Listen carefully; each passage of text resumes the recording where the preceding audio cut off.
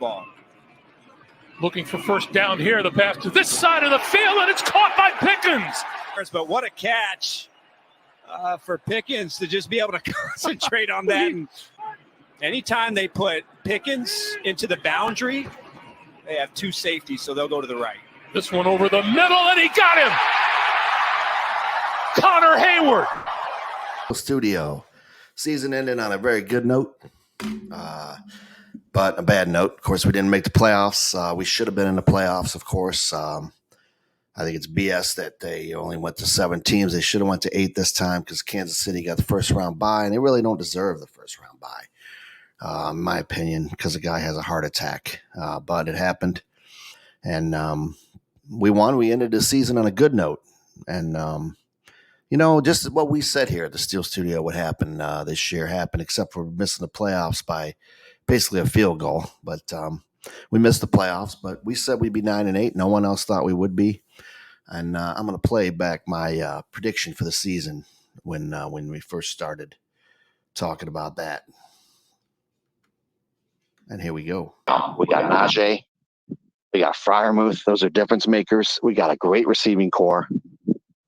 Not as good on paper as the Bengals, of course, but Pickens could be just as good as Chase if he don't expect it. But he's going to make some plays out there and be way better than Juju was, especially last year when he wasn't even available.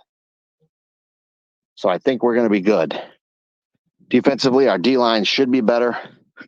We won't have a Henry Mondeau or a Davis out there, hopefully, although Mondeau's gone. We will have Ogunjobi, hopefully healthy. Alualu back. Hopefully he won't have a freak injury again. And Cam can do Cam things. And that only makes Highsmith and Watt better. Miles Jack could be a stud. And our secondary looks good. They're tall, they're smart, and they're athletic. Don't discount Levi Wallace. And Minka could be Minka. This team could be really good. With all that said, I think my prediction for the division, I think the Bengals will win the division with 10 wins. I think the Steelers will come in second with 9 or 10 wins. The Ravens will come in third with 9 wins. And the Browns will have 6 to 8 wins. Maybe 9. This division's tough. It's probably way better than the AFC East. Better than the South for sure. So there you go. That's my thoughts back in August on this season. And I was right, except I said the Ravens would finish with 9 wins. They had 10, and boy, they suck. Going to the playoffs suck. Too bad for them. They got issues, man. And so do the Dolphins, who made the playoffs. Both have issues. Both don't belong, but they're there. And next year, things are looking up for us, man. Things are really looking up. What are people saying about that, about the Steelers? Let's go see what they said on First Take. Over 500. Or at least, sorry. Certainly not under 500, right? He's never been under 500. It's unbelievable.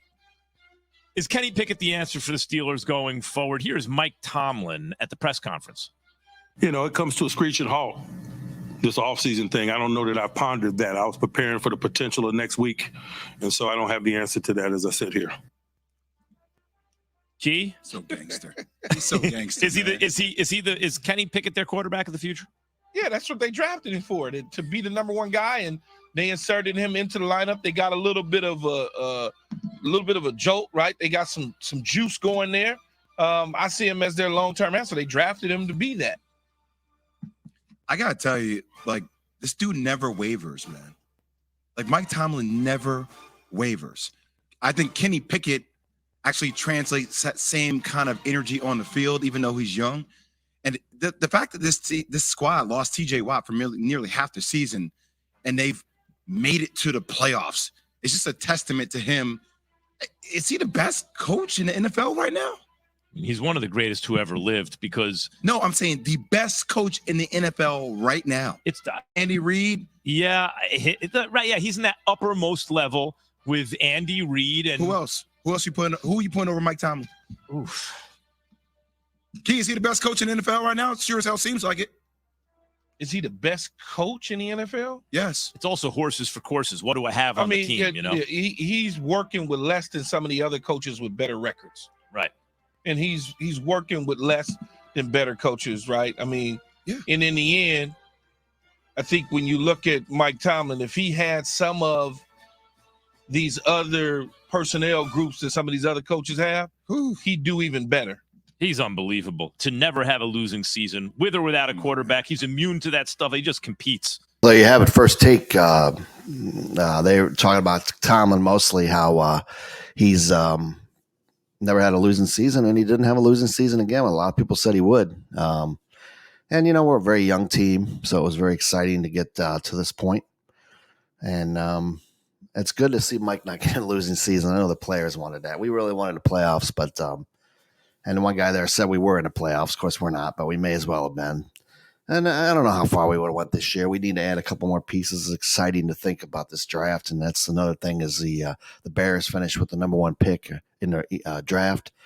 So we get this 32nd pick in the draft and the 17th pick in the first round. So, and, you know, we're going to add 3 players in this draft before we even get to the point where we drafted Pickens last year. So imagine how good we could add, how good of players we can add to this roster this year. And these guys will be around for a long time. This is probably the worst I think we're going to be, short of injuries, for a very long time. So this is our rebuild. And we're going to have some fun here on the show and on the site. And we got a lot to look forward to. Right now it sucks, but we could sit back and laugh and watch Miami and Baltimore get creamed.